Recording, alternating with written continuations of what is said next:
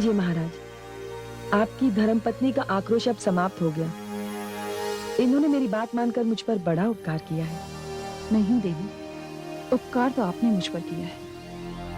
मेरी बुद्धि भ्रष्ट हो गई थी, आपने सही दिशा देकर मुझ पर उपकार किया है।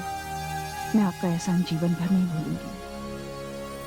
महाराज, मुझे क्षमा कर दीजिए। मैं अपने आप पर नियंत्रण खो चुकी थी। मैंने इतना कुछ कह दिया। ये आप क्या कह रही हैं महारानी? मैं तो इतना ही कहूंगा कि आपने जो कुछ भी कहा वो सब पुत्री मोह के कारण कहा। पुत्री, मैं तुम्हारे साथ बहुत बड़ा अन्याय करने जा रही थी। ये तो भला हो गुरु पत्नी का, जिन्होंने समय पर आकर मेरी आंखें खोल दी। पुत्री, अब तुम जो चाहोगी, जैसा चाहोगी, वैसा ही होगा। माताश्री। देवर्षि, सच पूछिए तो आप ही की कृपा दृष्टि का परिणाम है।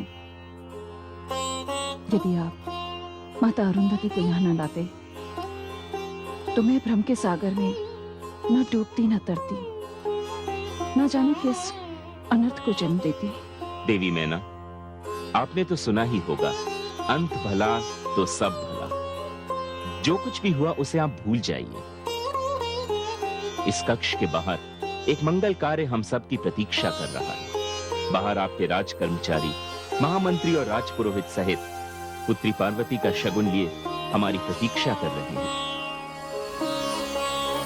और ये तो मेरे लिए बड़े ही सौभाग्य की बात है कि शगुन की इस शुभ घड़ी में मैं तब भी उपस्थित था और अब भी हूं। नारायण नारायण।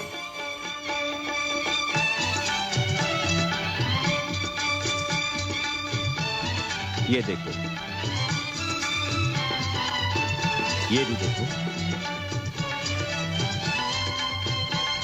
पुत्री पार्वती, कुछ कमी रह गई हो तो बता दे। इस शुभ विवाह के पावन अवसर का ये पहला चरण है।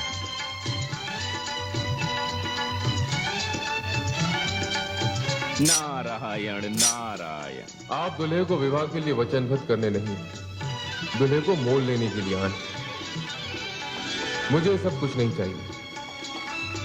ऐसी परंपरा तो होनी भी नहीं चाहिए। दूल्हे के लिए दुल्हन से बढ़कर कोई उपहार नहीं होता। स्वीकार होगा, स्वीकार होगा पुत्री। जिस विनम्रता के साथ महाराज हिमांचल भगवान शिव को ये शगुन भेज रहे हैं, उन्हें स्वीकार होगा। आप चिंता ना करें। पुत्री पार्वती, तुमने कुछ नहीं कहा? पिताश्री, आपने जो सोचा, जो किया वो उत्तम है, सर्वथा उचित है। महाराज, यदि कोई कमी रह गई हो तो हमारे जमाता भगवान शिव से क्षमा मांग लीजिएगा। महारानी मैना, जो दोनों हाथों से सदैव बांटते आ रहे हैं, उन्हें कभी कभी कुछ ग्रहण करने का आनंद भी तो उठाना चाहिए। आप चिंता ना करें, भगवान शिव को इससे बहुत आनंद मिलेगा। महाराज, शगुन लेकर चलने का यही शुभ मुहूर्त है, हमें चलना चाहिए। महाराज, आपकी यात्रा मंगलमय हो, पथ शुभ हो। देवर्षि नारद, जब यात्रा में आप साथ होंगे तो यात्रा तो शुभ होगी ही।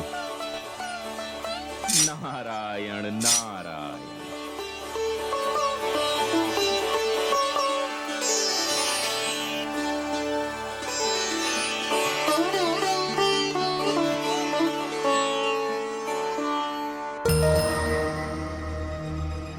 मैं अतीत हूं।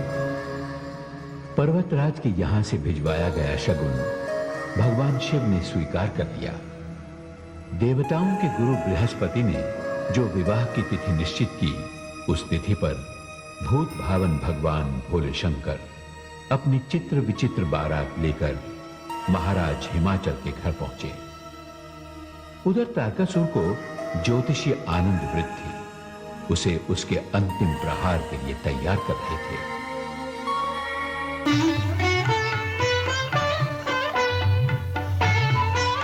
महाराज, जब से हिमाचल पुत्री पार्वती का जन्म हुआ है, मैं तब से आपको निरंतर सावधान करता आया हूँ, किंतु आपने अभी ज्योतिषाचार्य जी, और मैंने भी उसे समाप्त करने के लिए निरंतर प्रयास किए, किंतु वो हर प्रयास से बचती रही है।